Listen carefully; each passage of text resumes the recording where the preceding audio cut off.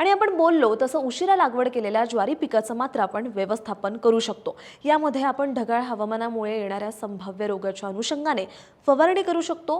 ढगाळ हवामानात ज्वारी पिकावर काही बुरशींचा प्रादुर्भाव होऊ शकतो, यामुळे ज्वारीवर काळ्या बुरशीमुळे होणारा स्मट रोग होऊ शकतो। याशिवाय ग्रेन मोल्ड रोगाचाही प्रादुर्भाव पिकामध्ये दिसण्याची शक्यता असते।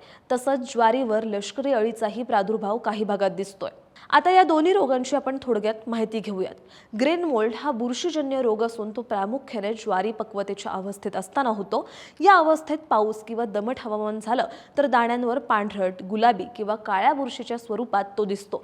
यामुळे काय होतं तर ज्वारीची गुणवत्ता खालावते, दाणे काळे पडून कुजतात आणि 50% जास्त उत्पादन घटतं। यानंतर येतो स्मट रोग। हा सुद्धा एक बुरशीजन्य रोग असून तो प्रामुख्याने दाण्यांच्या काळ्या भुकटीमध्ये रूपांतर करतो, ज्यामुळे पिकाचं 50% जास्त नुकसान होऊ शकतं। दमट आणि ढगाळ हवामानामुळे कणसाच्या अवस्थेत असणाऱ्या पिकांवर त्याचा प्रादुर्भाव होतो।